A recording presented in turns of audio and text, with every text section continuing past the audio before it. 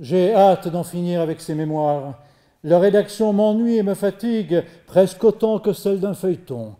D'ailleurs, quand j'aurai écrit les quelques pages que je veux écrire encore, j'en aurai dit assez, je pense, pour donner une idée à peu près complète des principaux événements de ma vie et du cercle de sentiments, de travaux et de chagrins dans lequel je suis destiné à tourner jusqu'à ce que je ne tourne plus. Mort de ma sœur, mort de ma femme, ses obsèques.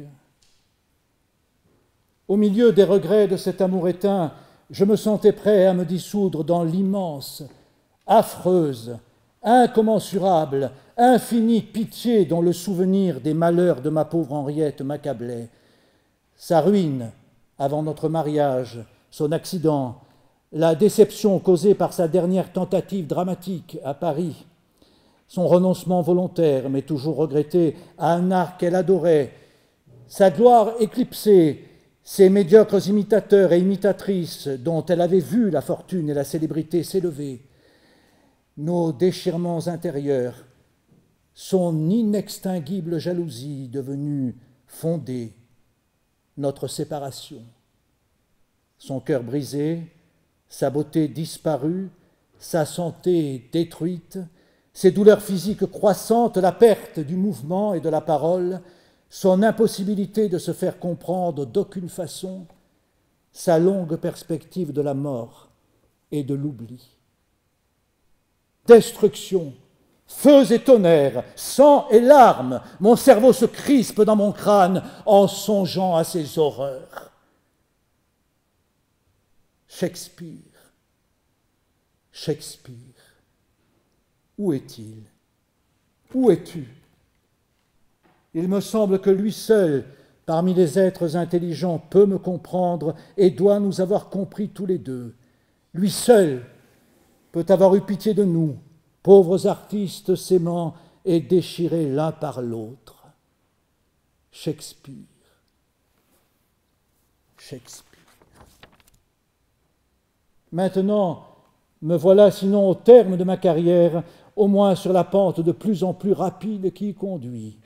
Fatigué, brûlé, mais toujours brûlant et rempli d'une énergie qui se réveille parfois avec une violence dont je suis presque épouvanté. Mort de mon père, voyage en Russie, voyage en Allemagne, Paganini, sa lettre, son présent.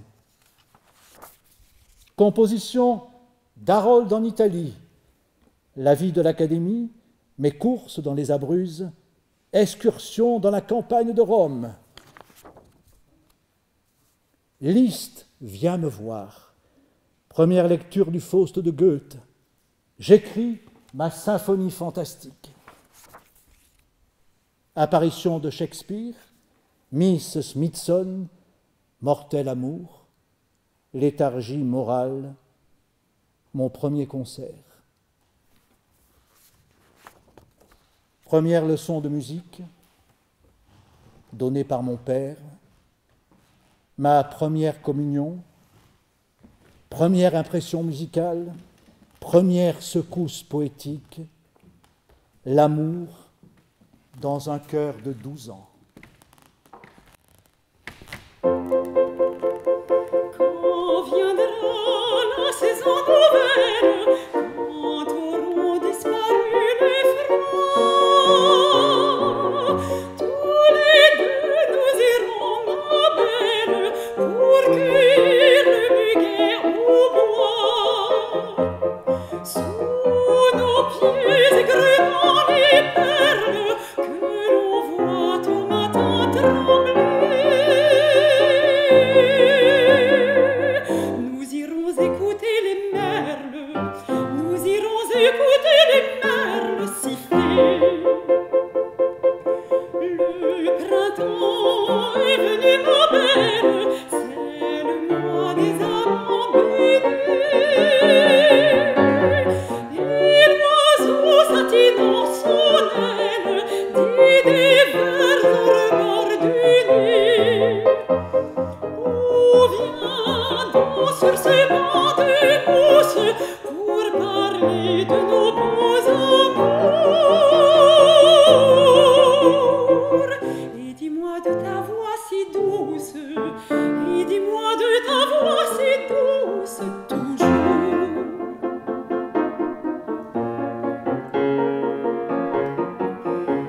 Loin, bien loin, égarant nos courses, faisons fuir le lapin caché.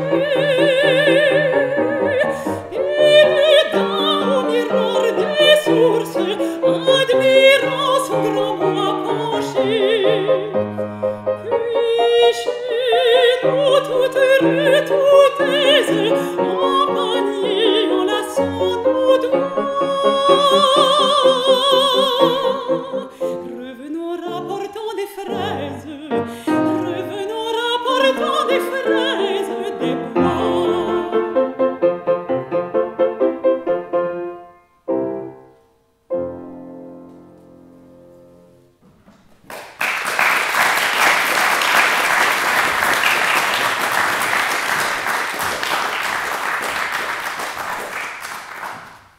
Estelle, ce nom seul eût suffi pour attirer mon attention. Il m'était cher déjà à cause de la pastorale de Florian, Estelle et Némorin, dérobée par moi dans la bibliothèque de mon père et lue en cachette 100 et 100 fois. Mais celle qui le portait avait 18 ans, une taille élégante et élevée, de grands yeux armés en guerre, bien que toujours souriants, une chevelure digne d'orner le casque d'Achille, des pieds, je ne dirais pas d'Andalouse, mais de Parisienne pur sang, et des brodequins roses. Je n'en avais jamais vu. Vous riez, eh bien, j'ai oublié la couleur de ses cheveux, que je crois noirs pourtant, et je ne puis penser à elle sans voir scintiller en même temps que ses grands yeux les petits brodequins roses. En l'apercevant, je sentis une secousse électrique. Je l'aimais, c'est tout dire. Le vertige me prit et ne me quitta plus. Je n'espérais rien, je ne savais rien, mais j'éprouvais au cœur une douleur profonde. Je passais des nuits entières à me désoler. Je me cachais le jour dans les champs de maïs, dans les réduits secrets du verger de mon grand-père, comme un oiseau blessé, muet et souffrant. La jalousie, cette pâle compagne des plus purs amours, me torturait au moindre mot adressé par un homme à mon idole. J'entends encore en frémissant le bruit des éperons de mon oncle quand il dansait avec elle. Tout le monde à la maison et dans le voisinage s'amusait de ce pauvre enfant de 12 ans brisé par un amour au-dessus de ses forces. Elle-même qui, la première, avait tout deviné, s'en est fort divertie, j'en suis sûr. Un soir, il y avait une réunion nombreuse chez sa tante. Il fut question de jouer au bar. Il fallait, pour former les deux camps ennemis, se diviser en deux groupes égaux. Les cavaliers choisissaient leurs dames. On fit exprès de me laisser avant tous désigner la mienne. Mais je n'osais, le cœur me battait trop fort. Je baissais les yeux en silence. Chacun de me railler, quand mademoiselle Estelle, saisissant ma main, « Eh bien non, c'est moi qui choisirai, je prends monsieur Hector. » Oh, douleur! Elle riait aussi, la cruelle, en me regardant du haut de sa beauté. Non, le temps n'y peut rien. D'autres amours n'effacent point la trace du premier. J'avais 13 ans quand je cessai de la voir, j'en avais 30 quand, revenant par les Alpes, mes yeux se voilèrent en apercevant de loin le Saint-Hénard et la petite maison blanche et la vieille tour. Je l'aimais encore. J'appris en arrivant qu'elle était devenue mariée et tout ce qui s'ensuit. Cela ne me guérit point. Ma mère, qui me taquinait quelquefois au sujet de ma première passion, eut peut-être tort de me jouer alors le tour qu'on va lire. « Tiens, me dit-elle un jour, peu de temps après mon retour de Rome, voilà une lettre qu'on m'a chargé de faire tenir à une dame qui doit passer ici tout à l'heure dans la diligence de Vienne. Va au bureau du courrier, pendant qu'on changera de chevaux, tu demanderas Madame F. et tu lui remettras la lettre. Regarde bien cette dame, je parie que tu la reconnaîtras, quoique tu ne l'aies pas vue depuis 17 ans. Je vais, sans me douter de ce que cela voulait dire, à la station de la diligence. À mon arrivée, je m'approche, la lettre à la main, demandant Madame F. « C'est moi, monsieur ?» me dit une voix. « C'est elle », me dit un coup sourd qui retentit dans ma poitrine. « Estelle, Estelle encore belle, Estelle, la nymphe, la madriade du Saint-Hénard, des vertes collines de Mélan, c'est son port de tête, sa splendide chevelure et son sourire éblouissant. Mais les petits brodequins roses, hélas, où étaient-ils? On prit la lettre, me reconnut-on? Je ne sais.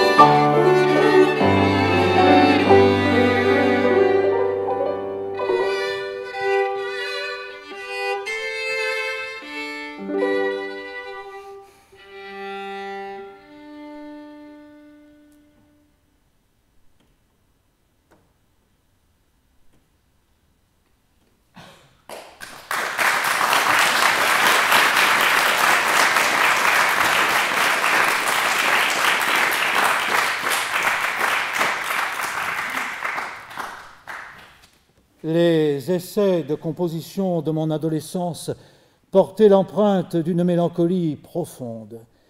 Presque toutes mes mélodies étaient dans le mode mineur. Je sentais le défaut sans pouvoir l'éviter. Un crêpe noir couvrait mes pensées. Mon romanesque amour de Mélan les y avait enfermés. J'en écrivis une, entre autres, extrêmement triste, sur des paroles qui exprimaient mon désespoir de quitter les bois et les lieux, honorés par les pas, éclairés par les yeux, et les petits brodequins roses de ma beauté fatale. Je n'avais jamais vu de grande partition.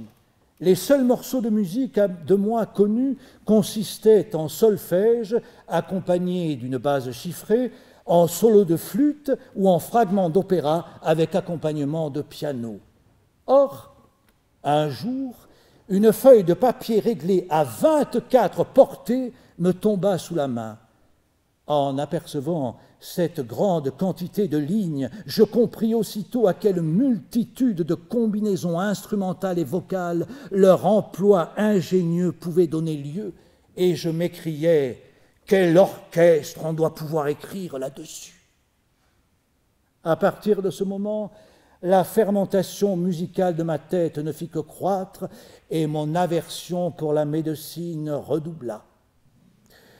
J'avais de mes parents une trop grande crainte, toutefois, pour rien oser avouer de mes audacieuses pensées, quand mon père, à la faveur même de la musique, en vint à un coup d'État pour détruire ce qu'il appelait mes puériles antipathies et me faire commencer les études médicales.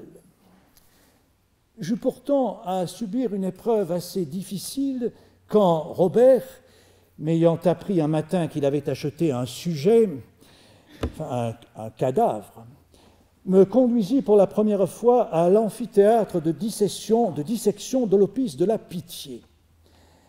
Bientôt, les leçons de Thénard et de Gay-Lussac, qui professaient l'un la chimie, l'autre la physique au Jardin des Plantes, le cours de littérature dans lequel Andrieux captivait son auditoire avec tant de malicieuse bonhomie, m'offrirent de puissantes compensations. Je trouvais à les suivre un charme très vif et toujours croissant. J'allais devenir un étudiant comme tant d'autres, destiné à ajouter une obscure unité au nombre désastreux des mauvais médecins, quand un soir, j'allais à l'opéra. Je ne dormis guère, on peut le croire, la nuit qui suivit cette représentation, et la leçon d'anatomie du lendemain se ressentit dans mon insomnie. Je chantais l'air de Danaüs, jouissais du destin propice en sciant le crâne de mon sujet, et quand Robert, impatienté de m'entendre murmurer la mélodie « Descend dans le sein d'Amphitrite » au lieu de lire le chapitre de Bichat sur les aponévroses, s'écriait « Soyons donc à notre affaire, nous ne travaillons pas, dans 3 jours notre sujet sera gâté, il coûte 18 francs, il faut pourtant être raisonnable ». Je répliquais par l'hymne à Ménésis, divinité de sang avide, et le scalpel lui tombait des mains.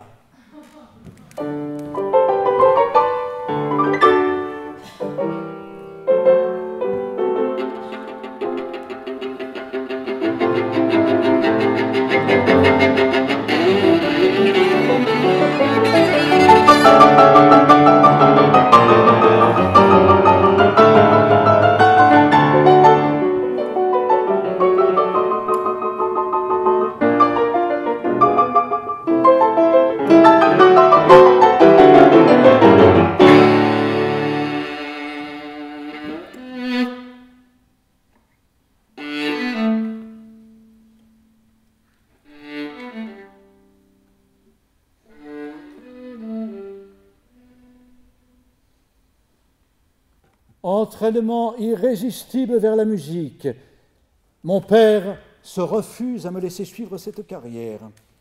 Mes soirées à l'opéra, mon prosélytisme, scandale. La plupart des représentations de l'opéra étaient des solennités auxquelles je me préparais par la lecture et la méditation des ouvrages qu'on y devait exécuter.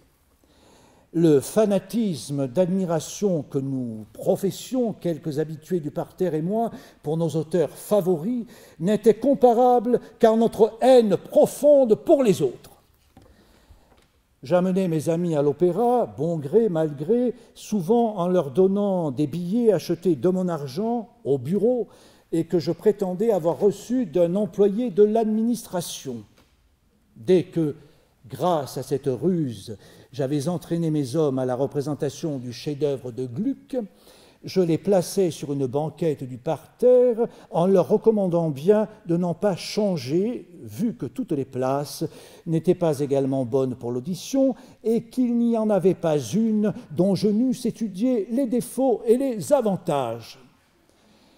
Ici, on était trop près des corps, là, on ne les entendait pas, à droite, le son des trombones dominait trop, à gauche, répercuté par les loges du rez-de-chaussée, il produisait un effet désagréable. En bas, on était trop près de l'orchestre, il écrasait les voix. En haut, l'éloignement de la scène empêchait de distinguer les paroles ou l'expression de la physionomie des acteurs. L'instrumentation de cet ouvrage devait être entendue de tel endroit, les chœurs de celui-ci de tel autre. Connaissant à fond la partition qu'on exécutait, il n'était pas prudent non plus d'y rien changer. Je me serais fait tuer plutôt que de laisser passer sans réclamation la moindre familiarité de cette nature prise avec les grands maîtres. Je n'allais pas attendre pour protester froidement par écrit contre ce crime de lèse-génie. Oh non! C'est en face du public, à haute et intelligible voix, que j'apostrophais les délinquants. Une seule fois, nous parvînmes à entraîner le public. On avait annoncé sur l'affiche le solo de violon du ballet de Nina serait exécuté par Baillot. Une indisposition du virtuose ou quelque autre raison s'étant opposée à ce qu'il pût se faire entendre, l'administration crut suffisant d'en instruire le public par une imperceptible bande de papier collée sur l'affiche de la porte de l'opéra que personne ne regarde. L'immense majorité des spectateurs s'attendait donc à entendre le célèbre violon. La pièce touchait à sa fin. Eh bien, le solo de violon, dis-je assez haut pour être entendu. C'est vrai, reprit un homme du public, il semble qu'on veuille le passer. Baillot, le solo de violon. En ce moment, le parterre prend feu. Et ce qui ne s'était jamais vu à l'opéra, la salle entière réclame à grands cris l'accomplissement des promesses de l'affiche. La toile tombe au milieu de ce brouhaha. Le bruit redouble. Les musiciens, voyant la fureur du parterre, s'empressent de quitter la place. De rage, alors chacun saute dans l'orchestre, on lance à droite et à gauche les chaises des concertants, on renverse les pupitres, on crève la peau des timbales. J'avais beau crier « Messieurs, que faites-vous donc? Brisez les instruments, quelle barbarie !» Vous ne voyez donc pas que c'est la contrebasse du père Chénier, un instrument admirable qui a un son d'enfer. On ne m'écoutait plus, et les mutins ne se retirèrent qu'après avoir culbuté tout l'orchestre et cassé je ne sais combien de banquettes et d'instruments. C'était là le mauvais côté de la critique en action que nous exercions si despotiquement à l'opéra. Le beau, c'était notre enthousiasme quand tout allait bien.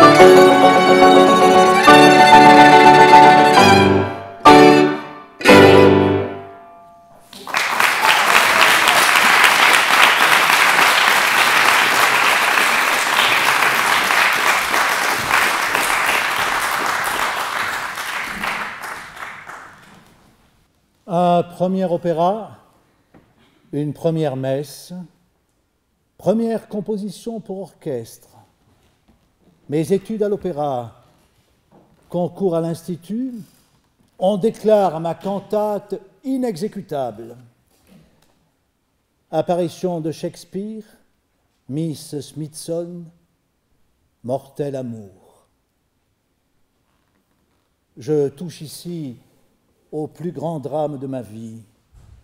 Je n'en raconterai point toutes les douloureuses péripéties. Je me borderai à dire ceci. Un théâtre anglais vint donner à Paris des représentations des drames de Shakespeare, alors complètement inconnus du public français. J'assistais à la première représentation d'Hamlet à l'Odéon. Je vis dans le rôle d'Ophélia Henriette Smithson, qui, 5 ans après, est devenue ma femme. L'effet de son prodigieux talent, ou plutôt de son génie dramatique, sur mon imagination et sur mon cœur, n'est comparable qu'au bouleversement que me fit subir le poète dont elle était la digne interprète. Je ne puis rien dire de plus. Je perdis avec le sommeil la vivacité d'esprit de la veille et le goût de mes études favorites et la possibilité de travailler. J'errais sans but dans les rues de Paris et dans les plaines des environs. À force de fatiguer mon corps, je me souviens d'avoir obtenu pendant cette longue période de souffrance seulement 4 sommeils profonds semblables à la mort. Une nuit sur les gerbes, dans un champ près de Villejuif, un jour dans une prairie aux environs de Sceaux, une autre fois dans la neige sur le bord de la Seine gelée près de Neuilly, et enfin sur une table du café Cardinal au coin du boulevard des Italiens et de la rue Richelieu, où je dormis 5 heures au grand effroi des garçons qui n'osaient m'approcher dans la crainte de me trouver mort. Je me mis en tête de voir mon nom sur l'affiche, à côté de celui de la grande tragédienne. J'espérais obtenir un succès sous ses yeux et, plein de cette idée puérile, j'allais demander au directeur de l'Opéra Comique d'ajouter au programme de la soirée de Huet une ouverture de ma composition. Le directeur, d'accord avec le chef d'orchestre, y consentit. Quand je vins au théâtre pour la faire répéter, les artistes anglais achevaient la répétition de Roméo et Juliette. Ils en étaient à la scène du tombeau. Au moment où j'entrais, Roméo éperdu emportait Juliette dans ses bras. Mon regard tomba involontairement sur le groupe shakespearien. Je poussai un cri et m'enfuis en me tordant les mains. Juliette m'avait aperçu et entendu. Je lui fis peur. En me désignant, elle pria les acteurs qui étaient en scène avec elle de faire attention à ce gentleman dont les yeux n'annonçaient rien de bon. Mon ouverture fut bien jouée, assez applaudie, mais non redemandée, et Miss Smithson ignora tout complètement. Je ne composais plus, mon intelligence semblait diminuer autant que ma sensibilité s'accroître. Je ne faisais absolument rien que souffrir.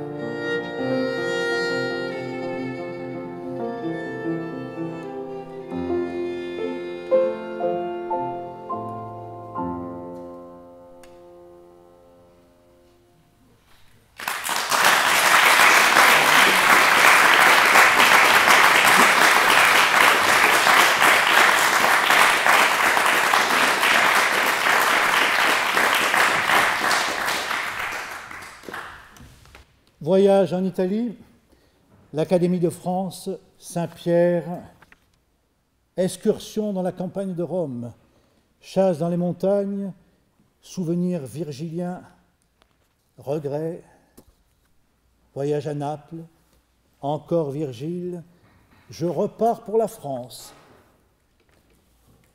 N'ayant pas trouvé libre l'appartement que j'occupais rue Richelieu avant mon départ pour Rome, une impulsion secrète me poussa à en aller chercher un en face, dans la maison qu'avait autrefois occupée Miss Smithson, rue Neuve-Saint-Marc, numéro 1. Et je m'y installai.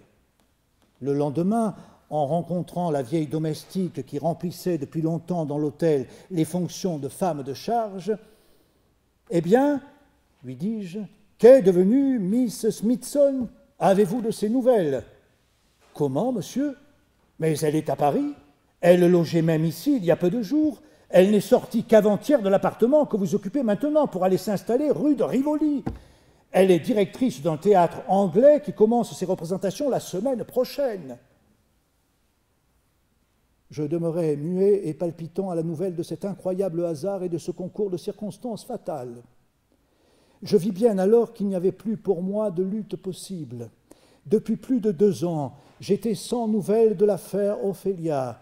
Je ne savais si elle était en Angleterre ou en Écosse ou en Amérique, et j'arrivais d'Italie au moment même où, de retour de ses voyages dans le nord de l'Europe, elle reparaissait à Paris.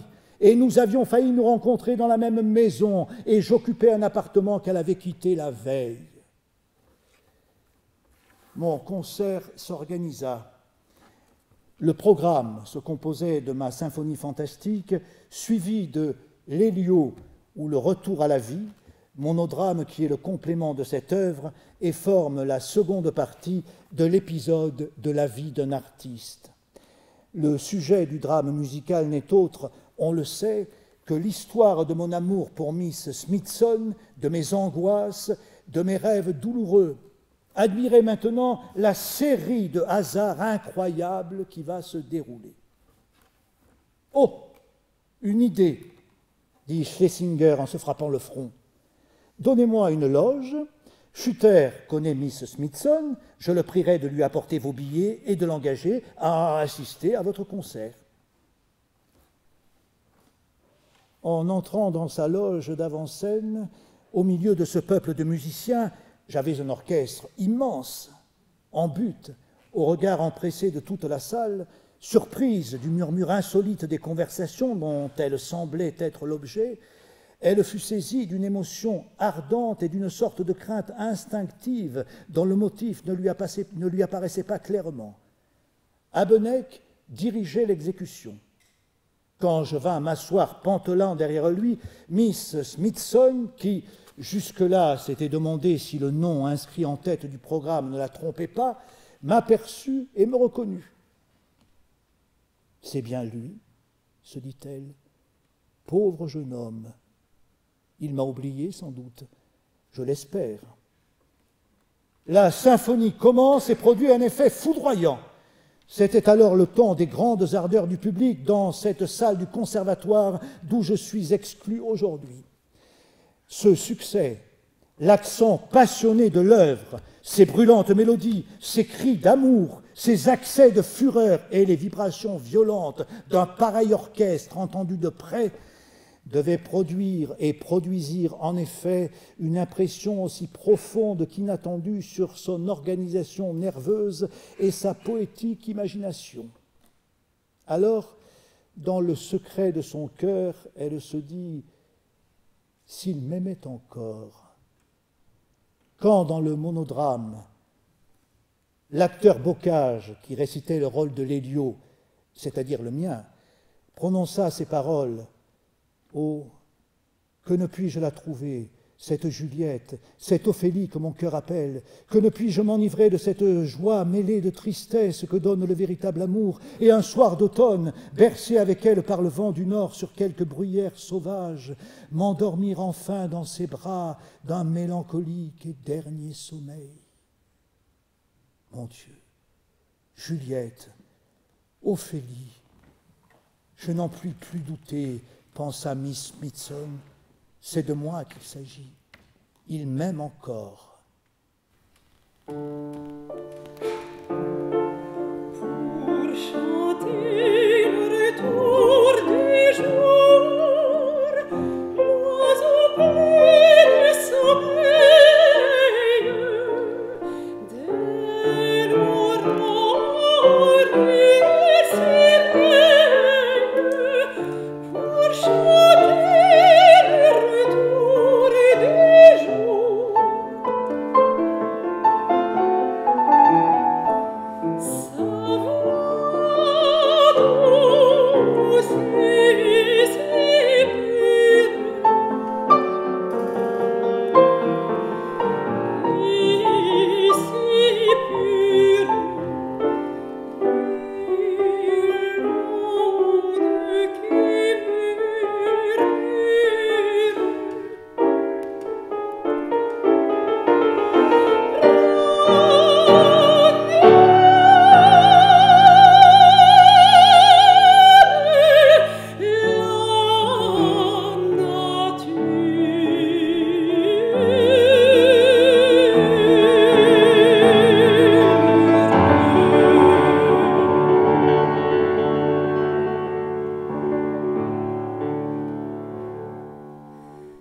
Salut, salut, petit oiseau si beau, l'écho des morts répète ta douce chansonnette. J'aime ton chant nouveau si beau,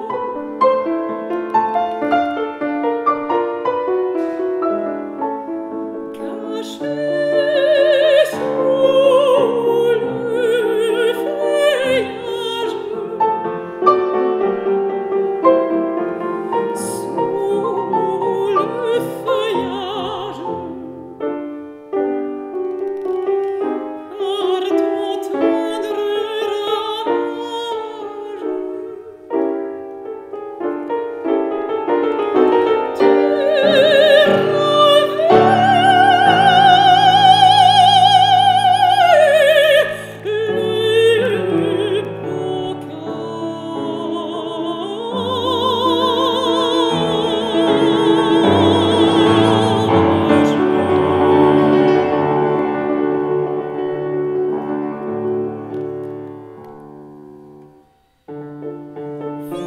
Tu écoutez ces chants touchants, ma bonne et vieille mère,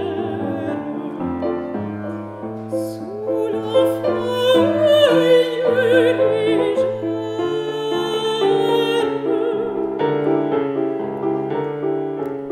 il te dira des chants touchants, que pour toi ma tendresse embellisse sans cesse.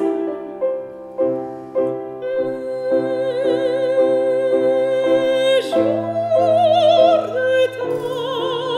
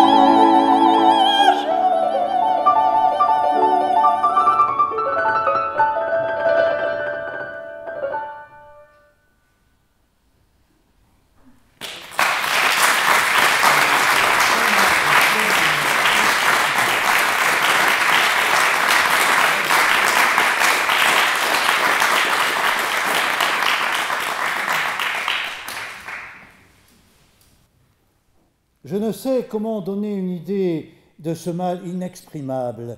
Une expérience de physique pourrait seule, je crois, en offrir la ressemblance. C'est celle-ci. Quand on place sous une cloche de verre adaptée à une machine pneumatique une coupe remplie d'eau à côté d'une autre coupe contenant de l'acide sulfurique, au moment où la pompe aspirante fait le vide sous la cloche, on voit l'eau s'agiter, entrer en ébullition, s'évaporer. L'acide sulfurique absorbe cette vapeur d'eau au fur et à mesure qu'elle se dégage et, par suite de la propriété qu'ont les molécules de vapeur d'emporter en s'exhalant une grande quantité de calorique, la portion d'eau qui reste au fond du vase ne tarde pas à se refroidir au point de produire un petit bloc de glace. Eh bien, il en est à peu près ainsi quand cette idée d'isolement et ce sentiment de l'absence viennent me saisir. Le vide se fait autour de ma poitrine palpitante. Il me semble alors que mon cœur, sous l'aspiration d'une force irrésistible, s'évapore et tend à se dissoudre par expansion. Puis la peau de tout mon corps devient douloureuse et brûlante. Je rougis de la tête aux pieds. Je suis tenté de crier, d'appeler à mon aide mes amis, les indifférents même, pour me consoler, pour me garder, me défendre, m'empêcher d'être détruit, pour retenir ma vie qui s'en va aux 4 points cardinaux. On n'a pas idée de mort pendant ces crises. Non, la pensée du suicide n'est même pas supportable. On ne veut pas mourir, loin de là. On veut vivre, on le veut absolument. On voudrait même donner à sa vie 1000 fois plus d'énergie. C'est une aptitude prodigieuse au bonheur qui s'exaspère de rester sans application et qui ne peut se satisfaire qu'au moyen de jouissances immenses, dévorantes, furieuses, en rapport avec l'incalculable surabondance de sensibilité dont on est pourvu. Cet état n'est pas le spleen, mais il amène plus tard. C'est l'ébullition, l'évaporation du cœur, des sens, du cerveau, du fluide nerveux. Le spleen, c'est la congélation de tout cela. C'est le bloc de glace. Même à l'état calme, je sens toujours un peu d'isolement les dimanches d'été, parce que nos villes sont inactives ces jours-là, parce que chacun sort, va à la campagne, parce qu'on est joyeux au loin, parce qu'on est absent. Des adagios des symphonies de Beethoven, certaines scènes d'Alceste et d'Armine de Gluck, un air de son opéra italien Telemaco, les Champs-Élysées de son Orphée font naître aussi d'assez violents accès de la même souffrance. Mais ces chefs-d'œuvre portent avec eux leur contrepoison. Ils font déborder les larmes et on est soulagé. Les adagios de quelques-unes des sonates de Beethoven et l'Iphigénie en tauride de Gluck, au contraire, appartiennent entièrement au spleen et le provoquent. Il fait froid là-dedans. L'air y est sombre, le ciel gris de nuages. Le vent du nord y gémit sourdement. Il y a d'ailleurs 2 sortes de spleen. L'un est ironique, railleur, emporté, violent, haineux. L'autre, taciturne et sombre, ne demande que l'inaction, le silence, la solitude et le sommeil. À l'être qui en est possédé, tout devient indifférent. La ruine d'un monde saurait à peine l'émouvoir. Je voudrais alors que la terre fût une bombe remplie de poudre, et j'y mettrais le feu pour m'amuser.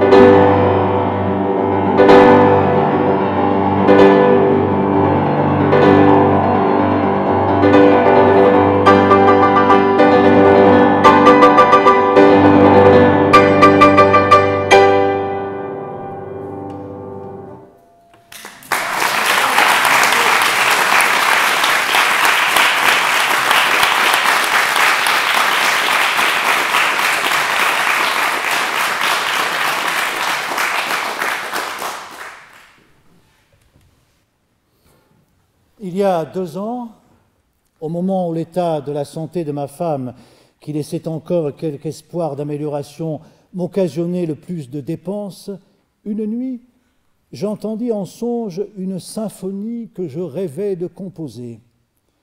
En m'éveillant le lendemain, je me rappelais presque tout le premier morceau qui, c'est la seule chose dont je me souvienne, était à 2 temps, allegro, en la mineur.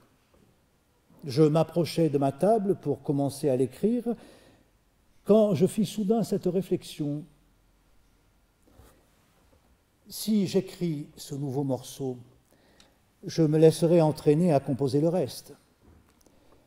L'extension à laquelle ma pensée tend toujours à se livrer maintenant peut donner à cette symphonie d'énormes proportions. J'emploierai peut-être 3 ou 4 mois exclusivement à ce travail. J'en ai bien mis 7 pour écrire Roméo et Juliette. Je ne ferai plus ou presque plus de feuilleton. Mon revenu diminuera d'autant. Puis, quand la symphonie sera terminée, j'aurai la faiblesse de céder aux sollicitations de mon copiste. Je la laisserai copier. Je contracterai ainsi tout de suite une dette de 1000 ou 12 000 francs. Une fois les parties copiées, je serai harcelé par la tentation de la faire entendre. Je donnerai un concert dont la recette couvrira à peine la moitié des frais. C'est inévitable aujourd'hui. Je perdrai ce que je n'ai pas. Je manquerai du nécessaire pour la pauvre malade et je n'aurai plus ni de quoi faire face à mes dépenses personnelles, ni de quoi payer la pension de mon fils sur le vaisseau où il doit monter prochainement. Ces idées me donnèrent le frisson et je jetai ma plume en disant « Bah, demain, j'aurai oublié la symphonie. » La nuit suivante, l'obstinée symphonie vint se présenter encore et retentir dans mon cerveau. J'entendis clairement l'allegro en la mineur, bien plus, il me semblait le voir écrit. Je me réveillai plein d'une agitation nerveuse, je me chantais le thème dont le caractère et la forme me plaisaient extrêmement. J'allais me lever, mais les réflexions de la veille me retinrent encore. Je me raidis contre la tentation, je me cramponnai à l'espoir d'oublier. Enfin, je me rendormis et le lendemain, au réveil, tout souvenir en effet avait disparu pour jamais.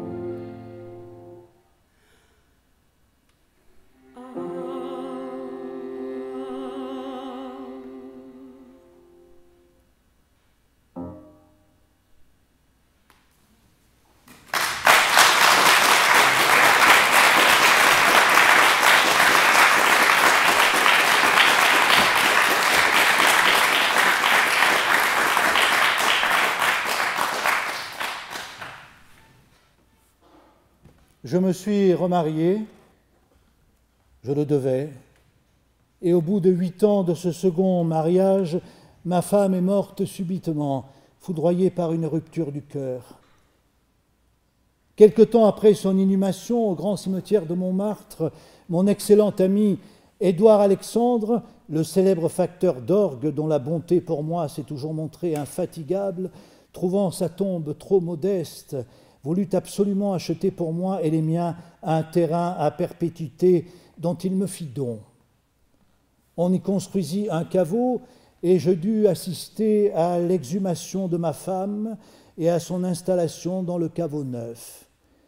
Cela fut d'une tristesse navrante, je souffris beaucoup. Mais qu'était-ce en comparaison de ce que le sort me réservait ?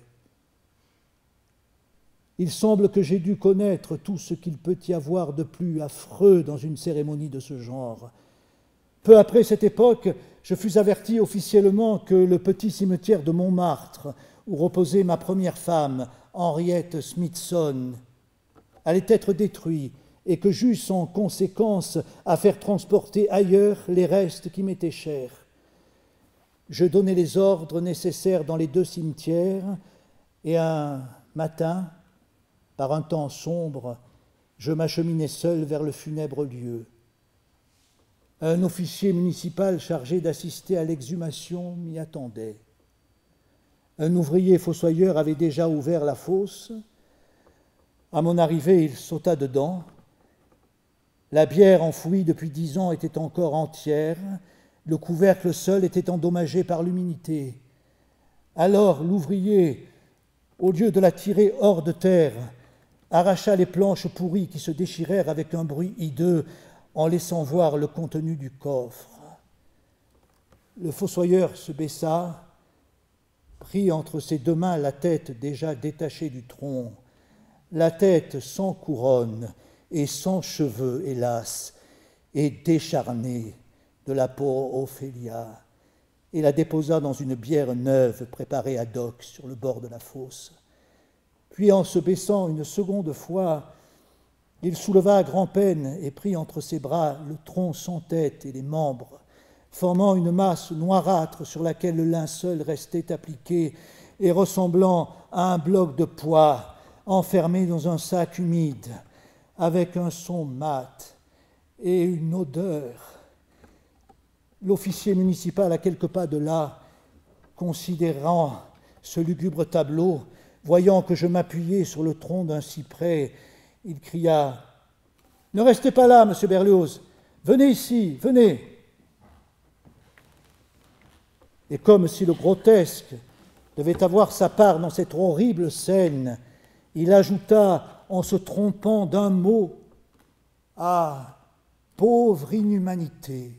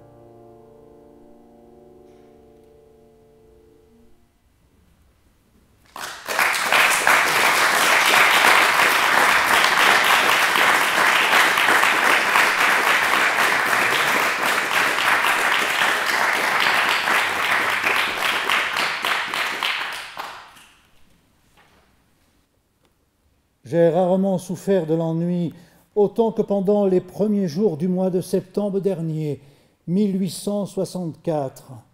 Presque tous mes amis avaient, selon l'usage à cette époque de l'année, quitté Paris.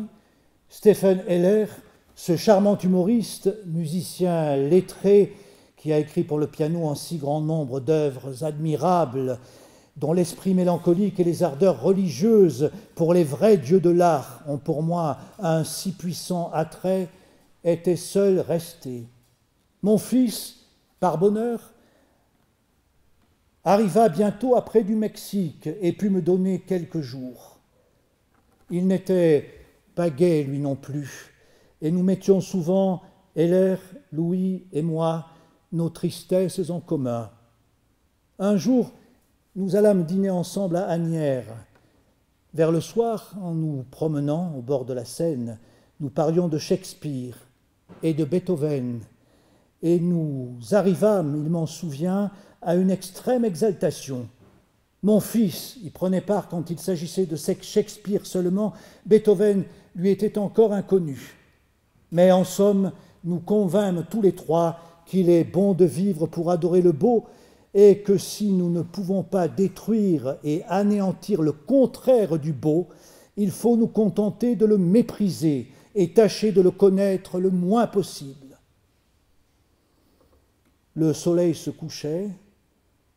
Après avoir marché quelque temps, nous allâmes nous asseoir dans l'herbe, sur le bord de la rivière, en face de l'île de Neuilly.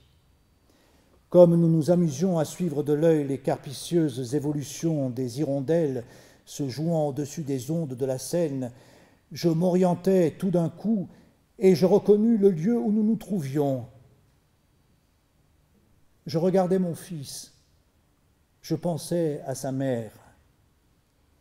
Je m'étais assis dans la neige et presque endormi au même endroit 36 ans auparavant, pendant un de mes vagabondages désespérés autour de Paris. Je me rappelais alors la froide exclamation d'Hamlet, apprenant que la morte, dont le convoi entre au cimetière, est la belle Ophélie qu'il n'aime plus. What, the fair Ophelia. Il y a bien longtemps, me dis-je, et dis-je à mes deux amis qu'un jour d'hiver, je faillis me noyer ici même en voulant traverser la Seine sur la glace. Je errais sans but dans les champs dès le lendemain matin. La semaine suivante, mon fils dut me quitter, son congé expirait. Je me sentis alors pris d'un vif désir de revoir Vienne, Grenoble et surtout Mélan et mes nièces, et quelqu'un d'autre encore, si je pouvais découvrir son adresse. Aussitôt, n'y tenant plus, je partis pour Grenoble, d'où je m'acheminai vers Mélan, comme j'avais fait une première fois 16 ans auparavant. Une certaine anxiété secrète me faisait hâter le pas. Voilà déjà le vieux Saint-Hénard qui montre à l'horizon au-dessus des autres monts sa tête demi-chauve. Je vais revoir la petite maison blanche et le paysage qui l'entoure, et demain, je serai à Lyon et je verrai Estelle elle-même. Est-ce bien possible? Arrivé à Mélan, je ne me trompe pas de chemin cette fois. En gravissant la montagne, je retrouve bien vite la fontaine, l'allée d'arbres et enfin la maison. Tout m'était présent comme si j'y fusse venu la veille. Il n'y avait que 16 ans. Je passe devant l'avenue et je monte sans me retourner jusqu'à la tour. Une végétation luxuriante couvrait les coteaux voisins. Les vignes étalaient leurs pampres mûrs. Arrivé à grand-peine au pied de la tour, je me retourne comme autrefois et j'embrasse encore d'un coup d'œil la belle vallée. Je m'étais assez bien contenu jusque-là, me bornant à murmurer à voix basse « Estelle, Estelle, Estelle ».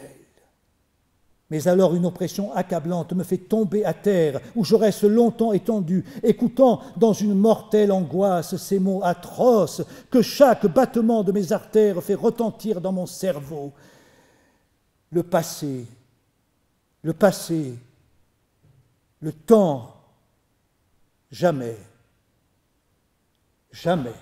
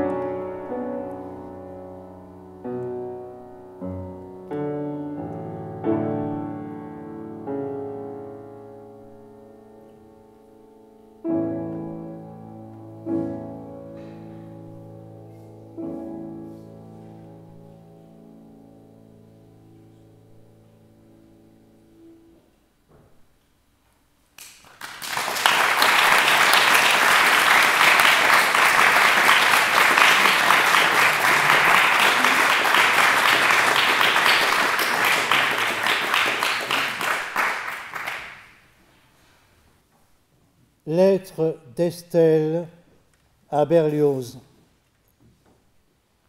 Monsieur, je me croirais coupable envers vous et moi-même si je ne répondais pas tout de suite à votre dernière lettre et au rêve que vous avez fait sur les relations que vous désiriez voir s'établir entre nous. C'est le cœur sur la main que je vais vous parler. Je ne suis plus qu'une vieille et bien vieille femme, au cœur flétri par les jours passés dans les angoisses, les douleurs physiques et morales de tout genre, et qui m'ont laissé sur les joies et les sentiments de ce monde aucune illusion. Dans votre lettre du 27 courant, vous me dites que vous n'avez qu'un désir, celui que je devienne votre ami à l'aide d'un échange de lettres. Croyez-vous sérieusement, monsieur, que cela soit possible ? Je vous connais à peine. Depuis 49 ans, je vous ai revu vendredi passé quelques instants. Je ne puis donc apprécier ni vos goûts, ni votre caractère, ni vos qualités, seules choses qui sont la base de l'amitié. Quand il y a entre deux individus les mêmes manières de voir et de sentir, alors la sympathie peut naître et arriver. Mais quand on est séparés, une correspondance ne peut suffire pour établir ce que vous attendez de moi. Pour ma part, je le crois impossible. Du reste, je dois vous avouer que je suis extrêmement paresseuse pour écrire. S'il vous est agréable de m'écrire, quelquefois, je recevrai vos lettres, mais n'attendez pas mes réponses exactement ni promptement. Vous désirez aussi que je vous dise « Venez me voir ». Cela n'est pas possible, pas plus que de vous dire « Vous me trouverez seul ». C'est avec toute la franchise et la sincérité qui sont le fond de mon caractère que je vous ai tracé ce que je pense et ce que je sens. Je crois devoir encore vous dire qu'il est des illusions, des rêves, qu'il faut savoir abandonner quand les cheveux blancs sont arrivés. Et avec eux le désenchantement de tout sentiment nouveau, même ceux de l'amitié qui ne peuvent avoir du charme que lorsqu'ils sont nés de relations suivies et dans les jours heureux de la jeunesse. Ce n'est pas, selon moi, au moment où le poids des années se fait sentir, où leur nombre nous a apporté l'expérience de toutes les déceptions, qu'il faut commencer des relations. Je vous avoue que pour moi, j'en suis là. Mon avenir se raccourcit tous les jours. À quoi bon former des relations qu'aujourd'hui voient naître et que demain peut faire s'évanouir ? Ce n'est que se créer des regrets. Ne voyez, monsieur, dans tout ce que je viens de vous dire, aucune intention de ma part de blesser les souvenirs que vous avez pour moi. Je les respecte et je suis touché de leur persistance. Vous êtes encore bien jeune par le cœur. Pour moi, il n'en est pas ainsi. Je suis vieille, tout de bon. Je ne suis plus bonne à rien qu'à conserver, croyez-le, une large place pour vous dans mon souvenir. J'apprendrai toujours avec plaisir les triomphes que vous êtes appelés à avoir. Adieu, monsieur. Je vous dis encore, recevez l'assurance de mes sentiments affectueux.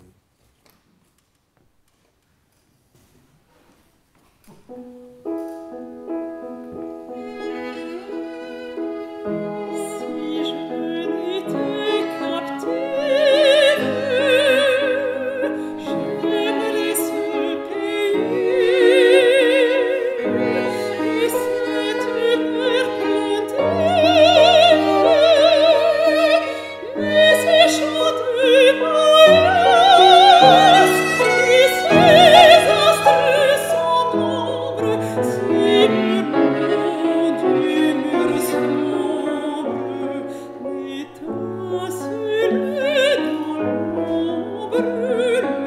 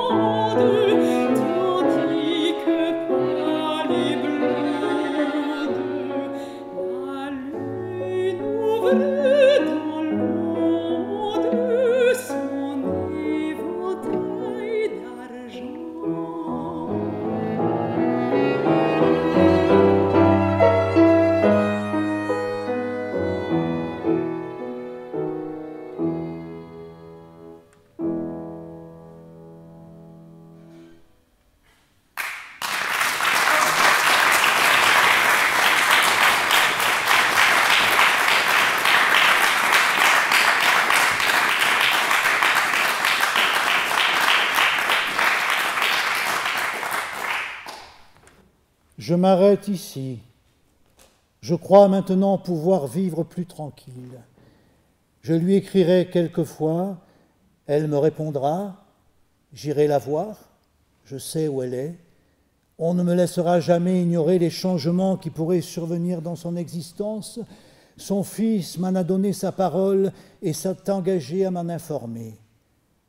Peu à peu, malgré sa crainte des nouvelles amitiés, peut-être verra-t-elle ses sentiments affectueux grandir lentement pour moi.